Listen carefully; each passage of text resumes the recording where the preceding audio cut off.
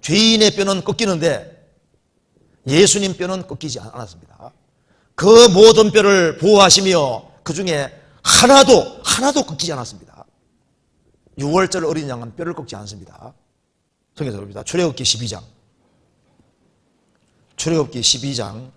46절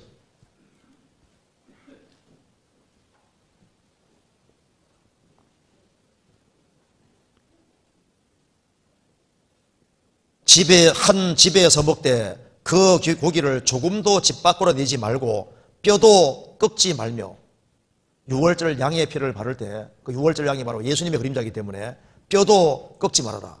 6월절 양의 뼈는 안 꺾습니다. 민수기 9장 찾아봅시다. 민수기 9장 12절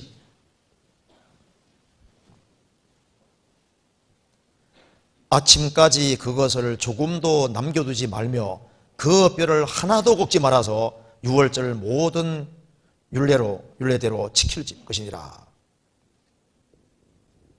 그 뼈를 하나도 꺾지 말아서 6월절 양의 뼈는 하나도 꺾이면 안 됩니다. 고린도 전서 5장에 말씀한 대로 우리의 6월절 양 곧 뭐라 했습니까? 그리스도께서 희생이 되셨느니라. 6월절 양은 예수님이기 때문에 6월절 양의 뼈를 하나도 꺾지 않았다고 했습니다. 예수님 뼈는 꺾이면 안 되는 겁니다. 요한복음 19장 보시겠습니다. 요한복음 19장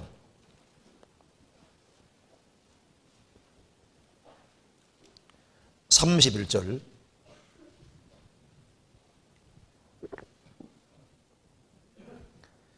이날은 예비일이라 유대인들은 그 안식일이 큰 날이므로 그 안식일에 시체들을 십자가에 두지 아니하려 하여 빌라도에게 그들의 다리를 꺾어 시체를 치워달라 하니 군병들이 가서 예수와 함께 못 박힌 첫째 사람과 또 그 다른 사람의 다리를 꺾고 예수께 이르러는 이미 죽은 것을 보고 다리를 꺾지 아니하고 그중 한 군병이 창으로 옆구리를 찌르니 곧 피와 물이 나오더라.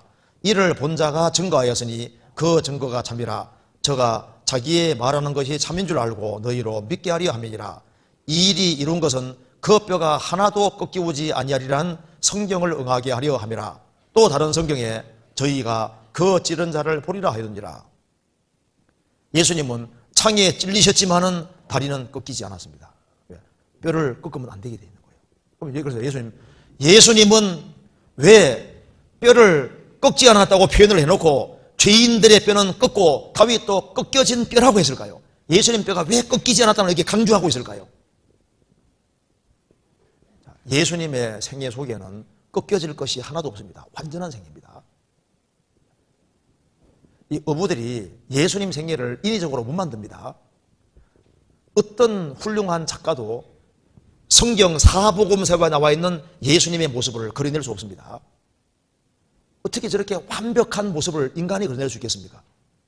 예수님은 참 하나님이시고 사람이시기 때문에 예수님은 꺾여질 부분이 하나도 없는 거예요. 예수님의 탄생, 예수님의 생애, 예수님의 죽으심과 부활, 성천, 예수님의 말씀 어느 하나도 꺾여지지 않습니다. 왜? 그분은 하나님이면서 사람이시기 때문에 꺾여질 것이 없는 거예요.